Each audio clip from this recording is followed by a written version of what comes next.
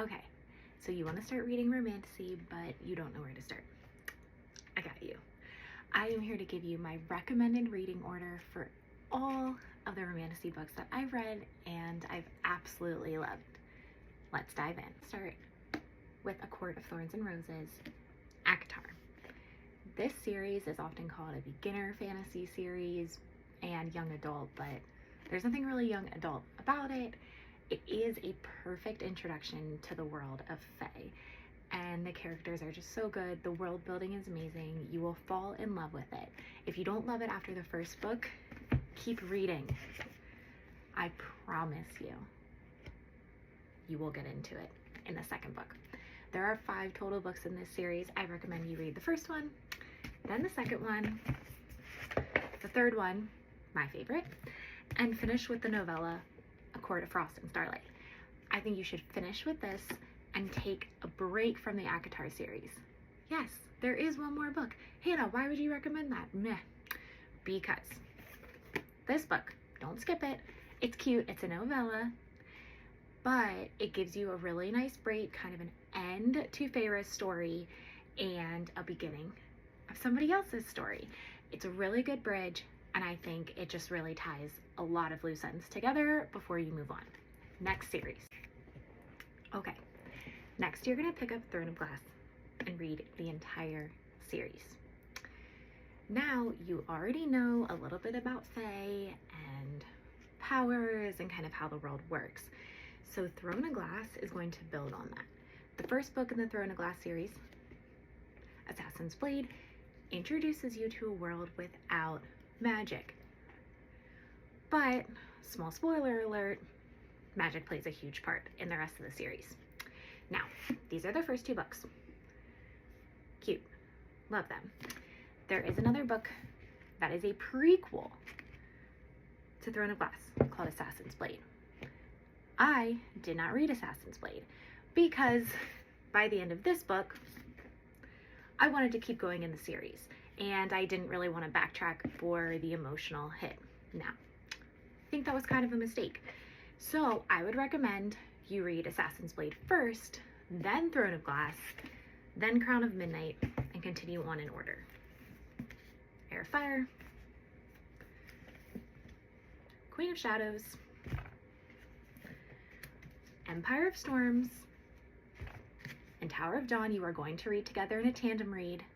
I promise you, this book hits harder when you read them together. And then you're going to get emotionally wrecked and finish up with Kingdom of Ash. On to Series 3. If you're anything like me, Kingdom of Ash will wreck you and leave a huge hole in your heart, big hangover. And what's better to fill that hangover from ACOTAR and Throne of Glass by more ACOTAR. I said, wait to read this book. Read this book after finishing the Throne of Glass series because it's going to allow you to dive back into the world, which I think you're gonna love, in ACOTAR. This is the last published book in the ACOTAR series. It follows Nesta, not Feyre, so you have another really strong female lead. Fantastic book and fantastic story, and I love the progression of going from ACOTAR, then Throne of Glass, then back to ACOTAR to finish it up. Okay, all the books we've read so far are by the author Sarah J. Maas.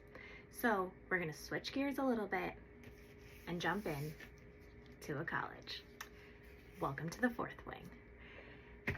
Fourth Wing is an absolutely fantastic book, and I think it helps because it gives you a little bit of a different point of view. This does not have any Fae in it, but it does have dragons and a lot of other mystical, magical elements. There are 2 books in this series published right now, with the third one comes out in 2 weeks. Yay! Onyx Storm.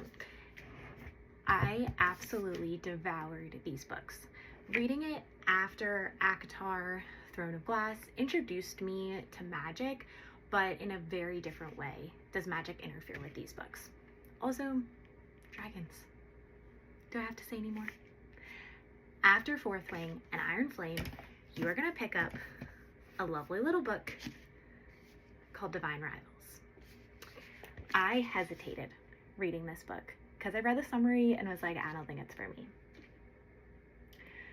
It was for me. This book doesn't have dragons, doesn't have fae, but it has magic and it introduces gods into fantasy. So the idea that gods may walk among us and in this case start a war with each other that mortals are meant to fight.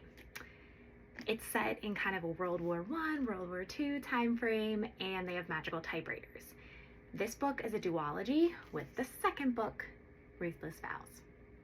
I'm currently reading that book. I highly recommend it. It's just in a different area, which is why I didn't bring it out.